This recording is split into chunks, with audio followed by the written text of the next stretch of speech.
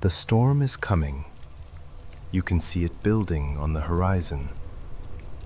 Dark methane clouds rising through Titan's orange sky. Lightning beginning to flicker.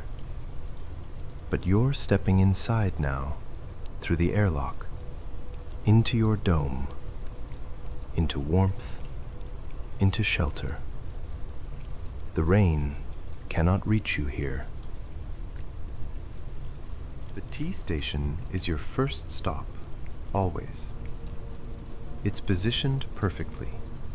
Right beside the main observation window, a small counter with an electric kettle, a selection of tea varieties in sealed containers. Moisture is the enemy here. Titan's atmosphere would ruin everything given half a chance. And your mug.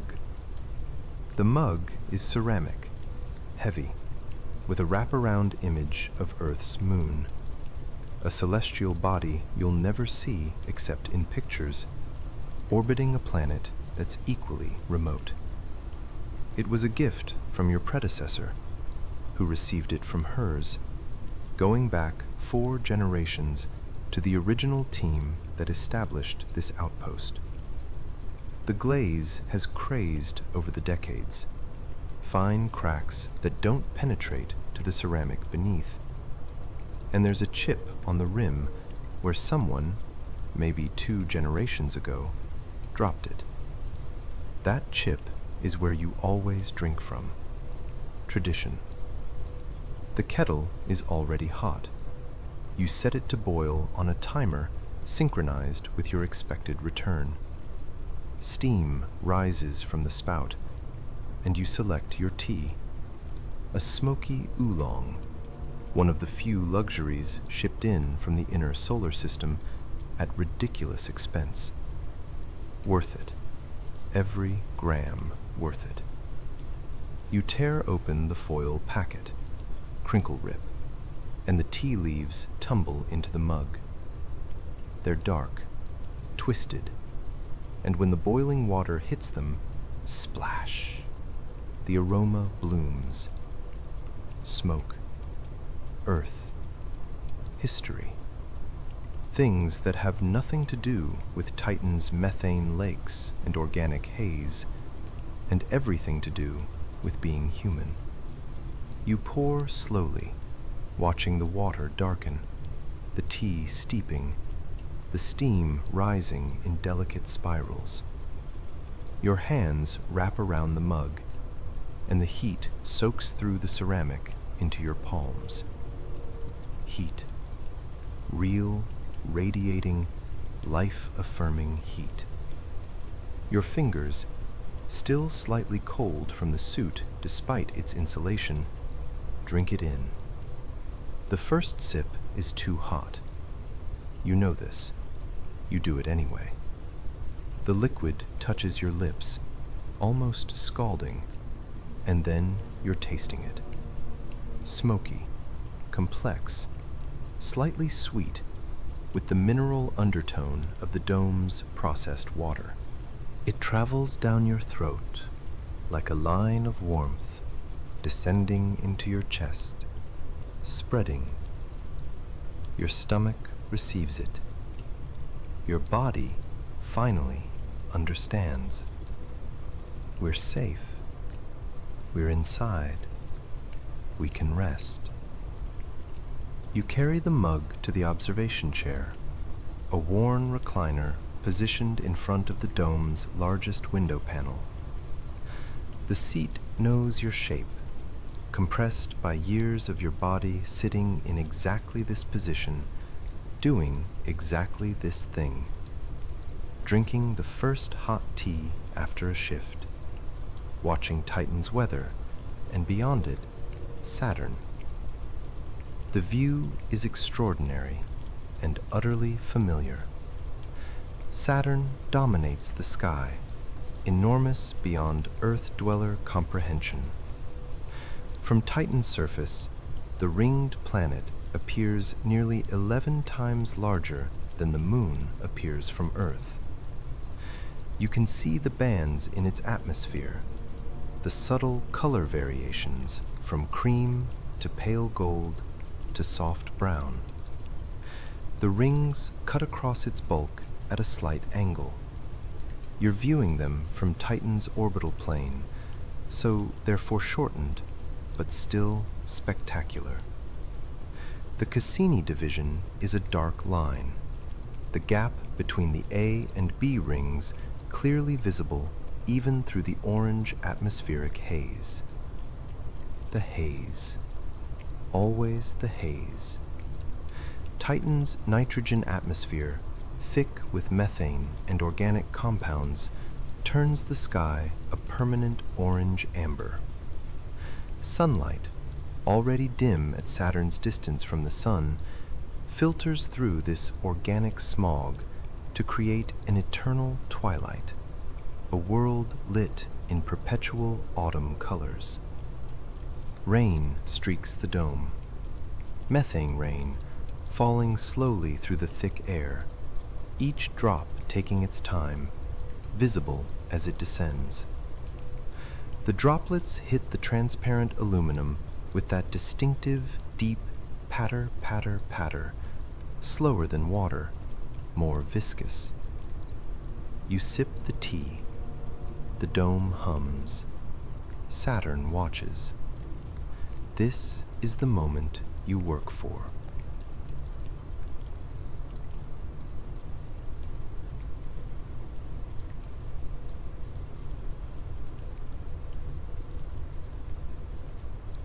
Thermal underlayer peels away from your skin with a soft shh of moisture-wicking fabric releasing. You've been wearing it for 6 hours, and while it's designed to manage sweat and regulate temperature, it's still damp in places. Back, underarms, the small of your back. The dome's air touches your skin, shoulders, arms, chest. You shiver once despite the warmth. Exposure. The body's instinctive response to barrier removal. The underlayer drops to the floor, whoomp, and you're standing in just undergarments in the small hygiene alcove. The shower is a marvel of water conservation. Titan has water, lots of it, frozen into the bedrock ice beneath the hydrocarbon surface layers, but processing it takes energy. The shower recycles. You get 3 liters of fresh water per session, but the system reclaims, filters, and reuses it, so those 3 liters go a long way. You twist the valve. It's a manual control. Redundancy is religion on Titan, and it turns with a satisfying click, click, click through its detents. The familiar delay. The system pulls from the storage tank, heats the water through resistive coils, pressurizes the line. You count. 1, 2, 3, 4. The showerhead sputters, then water comes. Warm, not hot. Water is too precious to waste thermal energy on luxury, but warm enough. The spray is gentle, a mist more than a stream, and in the dome's 1 atmosphere pressure and Titan's low gravity, 0.14 g, about the same as Luna, the droplets hang in the air momentarily, creating a cloud of moisture that envelops you. You step into the spray and close your eyes. The warmth soaks in gradually. Titan doesn't allow for quick transitions. Everything here happens slowly, deliberately. The water finds your scalp, runs through your hair, shorter than you'd like, but long hair is impractical in the suit, down your neck, across your shoulders. The pressure is light, gentle, but it's there. Tangible evidence of liquid water on a moon, where the surface, lakes, are methane and ethane. Your muscles begin to release. The tight knots at the base of your skull loosen. Your shoulders drop. The spray hits your chest, your back, runs down your arms. Warmth and moisture, simple and complete. There's soap, a multi-purpose concentrate in a squeeze bottle mounted to the wall.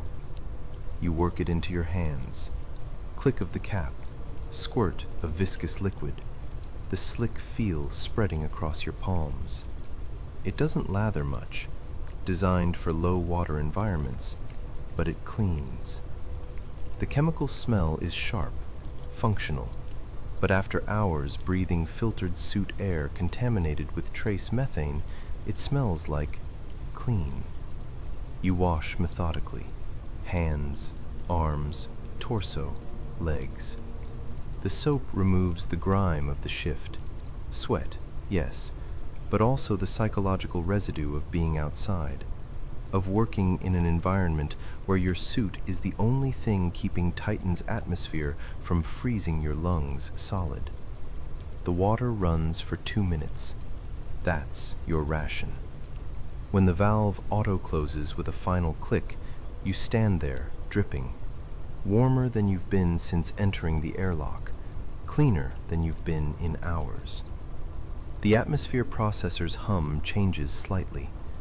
It's detected the increased humidity from your shower and is working to pull the moisture out, condense it, return it to the system. Nothing is wasted. Everything cycles. You dry with a thin towel, more absorption than luxury, and pull on clean dome clothes, soft gray fabric, worn by use, smelling faintly of the lavender scent the laundry system adds because someone, generations ago, decided that small human touches matter. The person who went outside is not the person standing here now. The shower has remade you.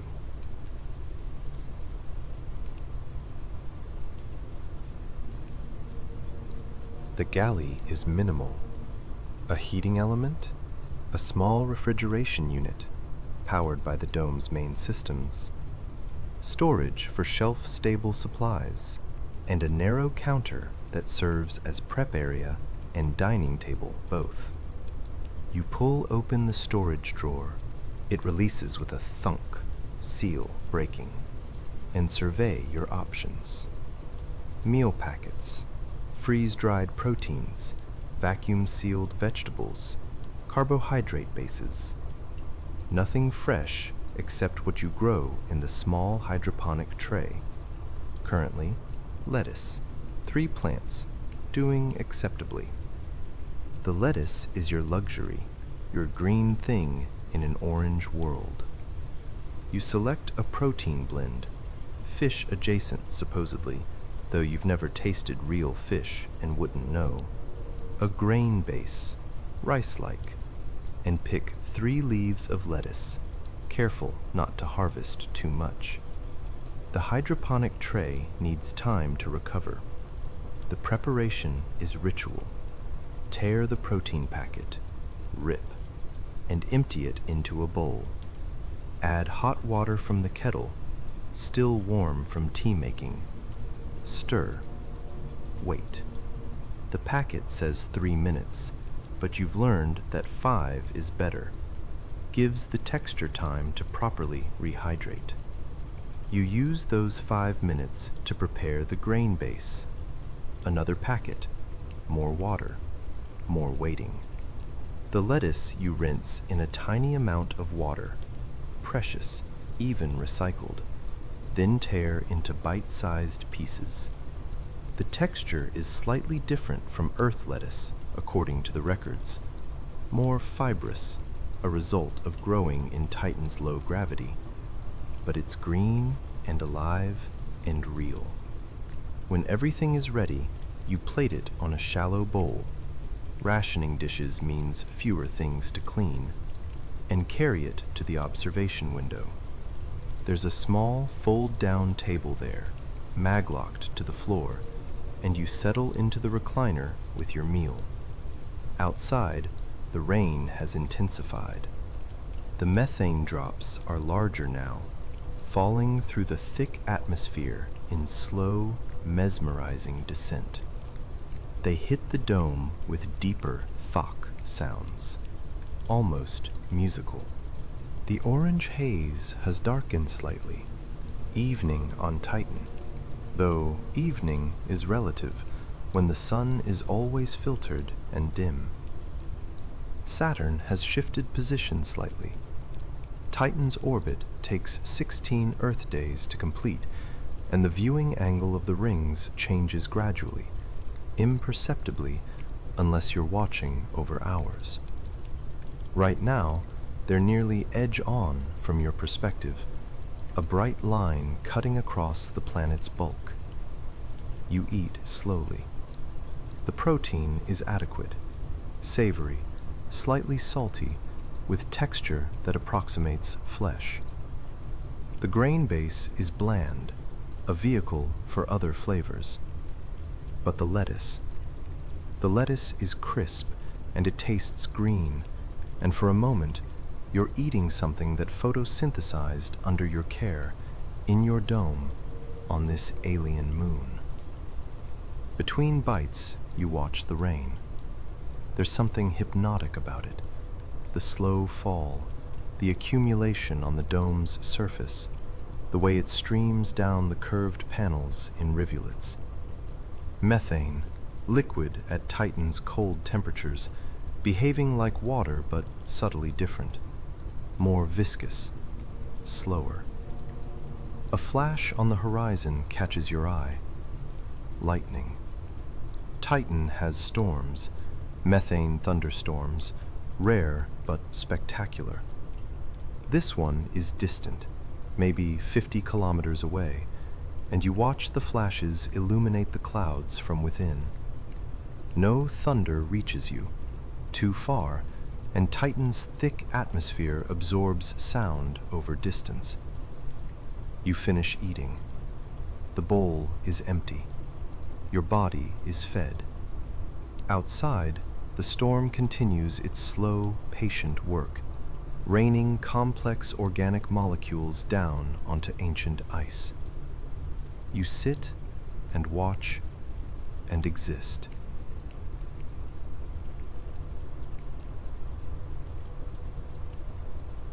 The data terminal waits at the main monitoring station. 3 screens arranged in an arc, each displaying different atmospheric metrics. Temperature, pressure, wind speed, precipitation type and rate, chemical composition, cloud altitude and density. Your job, distilled to its essence: watch Titan's weather, record Titan's weather, understand Titan's weather. You've been doing this for 8 years. You'll do it for perhaps 40 more, if you live a standard span. Then someone else, perhaps someone already born in the dome's small medical facility, will take over. The data stream must not break. Humanity has been watching Titan's atmosphere continuously for 127 years. Your work is a single thread in that tapestry. The evening log is ritual. You settle into the monitoring chair, ergonomic, designed for long sessions, but still showing wear from decades of use, and pull up the shift summary. The data has been collecting automatically while you were outside, but automation misses context.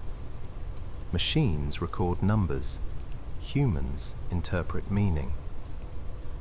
You scroll through the atmospheric readings, and your fingers find the physical log keyboard. Yes, there's voice input. Yes, there's neural interface if you wanted it.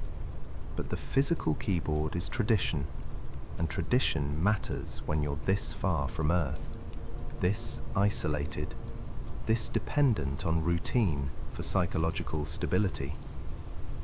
The keys click softly as you type.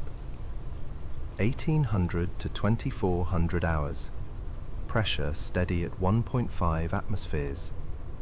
Temperature minus 179 degrees Celsius. nominal. Precipitation commenced 1847. Methane with trace ethane.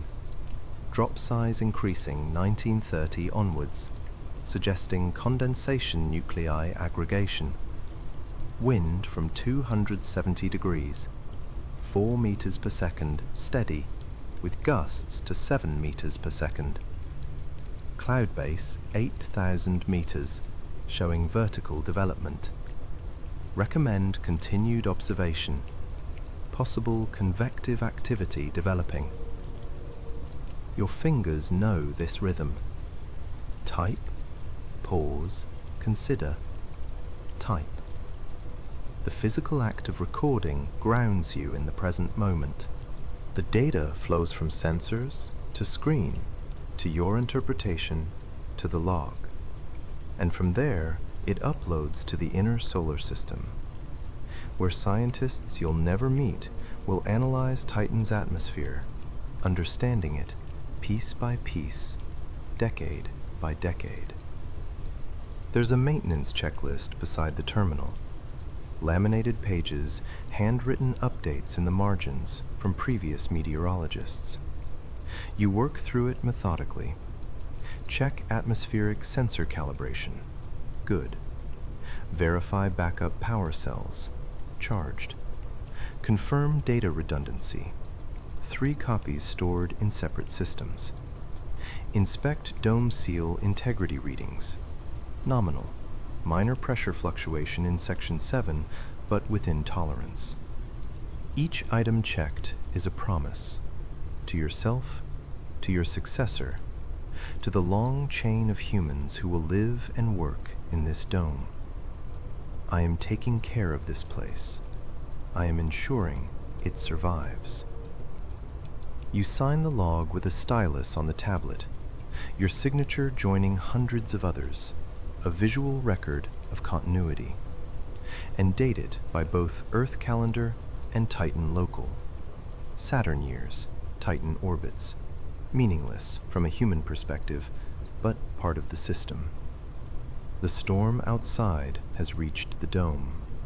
Rain hammers the transparent panels now. A steady, deep drumming that's felt as much as heard. The atmospheric processor has increased its cycling rate.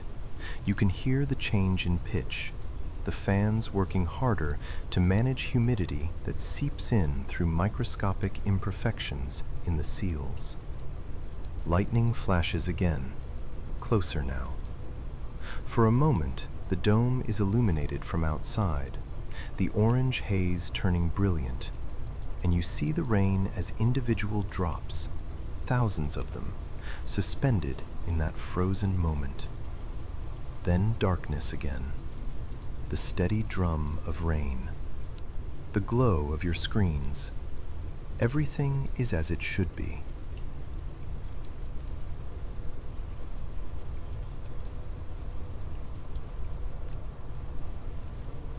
Dimmed the dome's interior lights to almost nothing. Just the red emergency floor strips and a single small amber lamp positioned away from the observation window. The less interior light, the better you can see outside. And tonight, there's something worth seeing. The storm has arrived in full. Methane rain hammers the dome with a roar that's felt through the structure itself. The transparent aluminum panels vibrate subtly with each impact. And when you place your palm against the surface, you feel it. Thrum, thrum, thrum. The rhythm of liquid methane drops hitting at terminal velocity through Titan's thick atmosphere. The glass is cold. Even with the dome's heating system working, the exterior temperature is so extreme that cold radiates inward. Your hand on the panel creates contrast. Warm skin, freezing surface, and within seconds, a fog of condensation forms around your palm, your breath adding moisture to the dome's carefully controlled air. Lightning illuminates the world. It starts deep in the clouds. You see the flash inside the storm system, orange-white light blooming within the methane vapor. Then it forks downward, branching, seeking ground. The bolt is slower than Earth lightning. Titan's thick atmosphere offers more resistance, and you can actually track it with your eyes. A brilliant, jagged line descending from cloud to surface. The impact point is perhaps 10 kilometers away. The landscape, normally hidden by rain and haze, is revealed for a fraction of a second. Dark hydrocarbon dunes, a methane lake reflecting the flash, distant hills of water ice bedrock. Then darkness again. You count. On Earth, you'd count seconds between lightning and thunder to estimate distance. Here, in Titan's dense nitrogen atmosphere, sound travels differently. Faster, actually, because the gas is denser, but the principle holds. 1, 2, 3, 4. The thunder arrives. Not a crack, not a boom, but a deep rumble that shakes the dome, rattles the equipment, vibrates through your chest cavity. Titan's atmosphere carries sound in a way Earth's cannot. The thick gas transmitting low frequencies that you feel as much as hear. It's not loud exactly, it's deep, subsonic, profound. Another flash, closer this time, maybe 7 kilometers. The rain is so heavy now that you can barely see Saturn through it. Just a diffuse glow where the giant planet hangs, its light scattered by millions of falling methane drops. Your heart rate has increased slightly. Not from fear. You're safe here. The dome is rated for far worse than this, but from awe. This is Titan's atmosphere at work. Thermodynamics playing out on a planetary scale. Convection currents driven by Saturn's tidal heating and the faint, distant sun. Methane cycling from lake to atmosphere to rain to lake again in a pattern that's been running for billions of years. You're watching weather older than Earth's oldest mountains in an atmosphere that exists nowhere else in the solar system. Lightning strikes again. This bolt hits something on the dome's sensor array. You see the flash of ionization, the brilliant white-orange flare, and the thunder is immediate. A physical blow of sound that makes you flinch.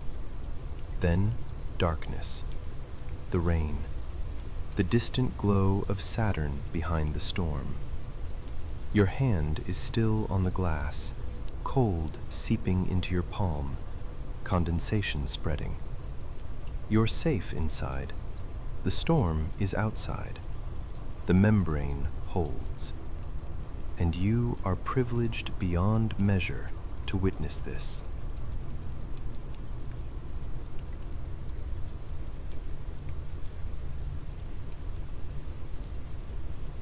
You've dimmed the dome's interior lights to almost nothing. Just the red emergency floor strips and a single small amber lamp positioned away from the observation window. The less interior light, the better you can see outside. And tonight, there's something worth seeing. The storm has arrived in full. Methane rain hammers the dome with a roar that's felt through the structure itself. The transparent aluminum panels vibrate subtly with each impact, and when you place your palm against the surface, you feel it. Thrum, thrum, thrum. The rhythm of liquid methane drops hitting at terminal velocity through Titan's thick atmosphere. The glass is cold. Even with the dome's heating system working, the exterior temperature is so extreme that cold radiates inward. Your hand on the panel creates contrast: warm skin, freezing surface, and within seconds, a fog of condensation forms around your palm, your breath adding moisture to the dome's carefully controlled air. Lightning illuminates the world. It starts deep in the clouds. You see the flash inside the storm system, orange-white light blooming within the methane vapor. Then it forks downward, branching, seeking ground. The bolt is slower than Earth lightning. Titan's thick atmosphere offers more resistance, and you can actually track it with your eyes. A brilliant, jagged line descending from cloud to surface. The impact point is perhaps 10 kilometers away. The landscape, normally hidden by rain and haze, is revealed for a fraction of a second. Dark hydrocarbon dunes, a methane lake reflecting the flash, distant hills of water ice bedrock. Then darkness again. You count. On Earth, you'd count seconds between lightning and thunder to estimate distance. Here, in Titan's dense nitrogen atmosphere, sound travels differently. Faster, actually, because the gas is denser. But the principle holds. 1, 2, 3, 4. The thunder arrives. Not a crack, not a boom, but a deep rumble that shakes the dome, rattles the equipment, vibrates through your chest cavity. Titan's atmosphere carries sound in a way Earth's cannot. The thick gas transmitting low frequencies that you feel as much as hear. It's not loud, exactly. It's deep, subsonic, profound. Another flash. Closer this time, maybe 7 kilometers. The rain is so heavy now that you can barely see Saturn through it. Just a diffuse glow where the giant planet hangs, its light scattered by millions of falling methane drops. Your heart rate has increased slightly. Not from fear. You're safe here. The dome is rated for far worse than this. But from awe. This is Titan's atmosphere at work. Thermodynamics playing out on a planetary scale. Convection currents driven by Saturn's tidal heating and the faint, distant sun. Methane cycling from lake to atmosphere to rain to lake again in a pattern that's been running for billions of years. You're watching weather older than Earth's oldest mountains, in an atmosphere that exists nowhere else in the solar system. Lightning strikes again. This bolt hits something on the dome's sensor array. You see the flash of ionization, the brilliant white-orange flare, and the thunder is immediate. A physical blow of sound that makes you flinch. Then, darkness. The rain. The distant glow of Saturn behind the storm. Your hand is still on the glass, cold seeping into your palm, condensation spreading. You're safe inside. The storm is outside. The membrane holds. And you are privileged beyond measure to witness this.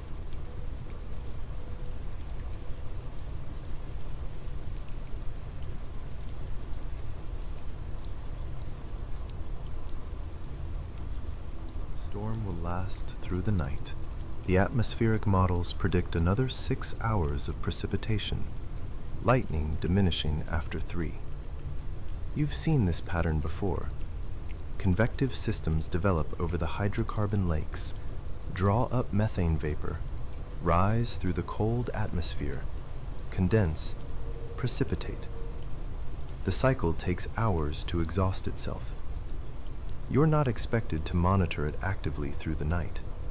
The automated systems will record everything, alert you if anything anomalous develops. Your job now is simpler. Rest. Maintain yourself. Be ready for tomorrow's shift. The sleeping alcove is small but carefully designed. A gel mattress built into a reinforced section of the dome's inner wall, privacy curtain that can be drawn, and most importantly, a small oval window that looks out at precisely the right angle to frame Saturn. You've changed into sleep clothes, soft thermal wear, looser than the underlayers, in a deep gray that doesn't show wear. The fabric is slightly warm from sitting near the dome's heating vent, and when you pull the shirt over your head, you catch the scent of synthetic lavender. Someone, generations ago, programmed the laundry system with that scent. Probably someone who remembered Earth's flowers. The tradition continues. The pre-sleep checklist is mental rather than written, but no less important. Dome pressure, stable. Atmospheric processor, nominal. Backup power, charged. Emergency systems, armed. Storm tracking, active. Each small confirmation is a message to your body. We're preparing to let go. We're transitioning to vulnerable sleep. Everything is secure. You brush your teeth at the small hygiene sink. The water is cool, energy conservation during the night cycle, and it makes your gums tingle. The toothbrush is manual, simple, and the repetitive motion is meditative.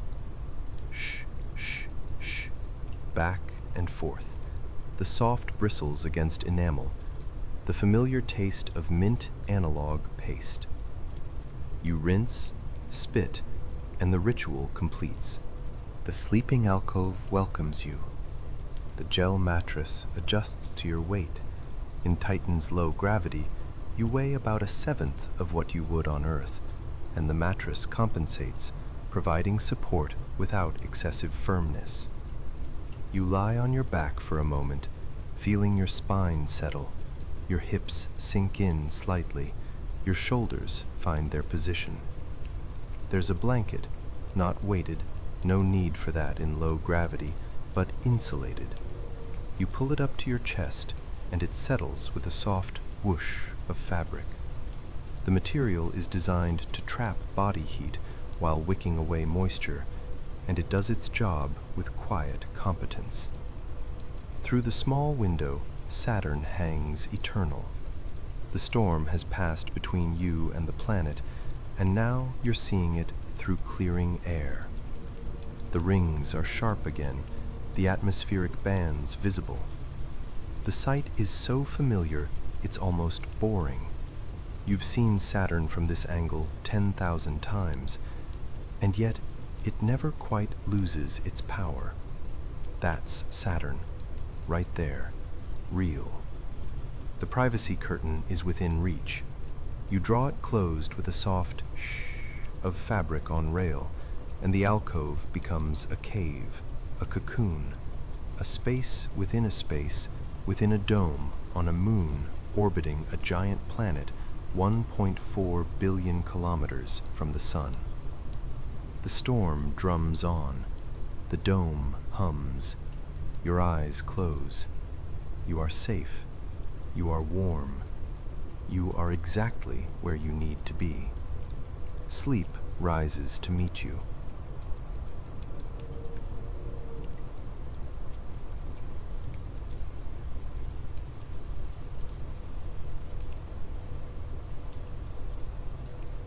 Sleep on Titan is different from sleep anywhere else in the solar system. It's not the gravity. You've never known anything else, So 0.14G is normal. It's not the sounds. The dome's ambient noise is as familiar as your own heartbeat. It's something else. Something about being surrounded by weather, by an atmosphere that moves and breathes and rains, on a world where Earth-like processes play out in utterly alien chemistry. You sleep deeply. The storm is your lullaby. Methane rain drumming steadily on the dome, occasional distant thunder rolling through Titan's thick air, wind gusting against the structure. The sounds are muffled by the privacy curtain, softened by distance, but they're there. A constant reminder that the world outside is active, dynamic, alive in its own way. Your body does its repair work. Muscles rebuild from the day's exertions, immune system patrols, memories consolidate. Your breathing slows to deep, unconscious rhythm. The gel mattress supports you perfectly. The insulated blanket traps warmth, and your body temperature drops half a degree into optimal sleep range. Hours pass. The storm outside follows its predicted course. The rain gradually lessens from downpour to steady precipitation to drizzle. The lightning stops. The clouds begin to break apart, convection exhausted, the atmospheric instability resolved. And then, in the deep night, something changes. You don't wake fully. There's no alarm, no threat. But some part of your awareness notices. The rain has stopped. The drumming is gone. The dome is quieter than it's been in hours. Your eyes open slowly. The privacy curtain is still drawn, but beyond it, something is different. There's light. Not the red emergency strips, those are constant. This is different light, moving light. You push the curtain aside, soft shh, and see it. Aurora. Titan doesn't have its own magnetic field, but Saturn does, and Titan orbits through it, through the complex interactions of charged particles and magnetic field lines. When conditions align, when Saturn's magnetosphere is compressed by solar wind, when Titan's position is just right, the particles cascade down and interact with the nitrogen-methane atmosphere, and light results. Green, mostly, nitrogen emission lines, but also red from oxygen traces, and blue from methane, and colors that seem to have no name. Curtains of light ripple across the clearing sky, vertical sheets that wave slowly, majestically, in Titan's thick air. They pulse, brighten, dim, shift. Through the aurora, Saturn is visible. The giant planet hangs serene, rings catching light from the distant sun and from the aurora itself, creating a feedback loop of illumination. You slip from the sleeping alcove, barefoot on the cool dome floor, and cross to the main observation window. The aurora's light moves across your face. Green, then red, then green again. Your breath creates fog on the glass. You're too close, too eager to see, but you don't step back. The aurora dances for perhaps 20 minutes. Then, as Saturn's rotation carries Titan into a different position in the magnetosphere, the lights begin to fade. The greens dim first, then the reds. The curtains thin, become wisps, become memory. The sky returns to its normal state. Orange-black, post-storm clarity, with Saturn dominating and stars emerging around it. The hydrocarbon lakes below reflect the starlight, creating mirror images of constellations you've mapped and named yourself, since Earth's constellations don't appear from Titan's perspective. You return to the sleeping alcove, still warm from your body. Pull the blanket over yourself. Close your eyes. But behind your eyelids, for a long time after, you still see green light dancing. Still feel the wonder that makes you human. Still know, bone deep, that you are part of something impossibly vast and impossibly beautiful.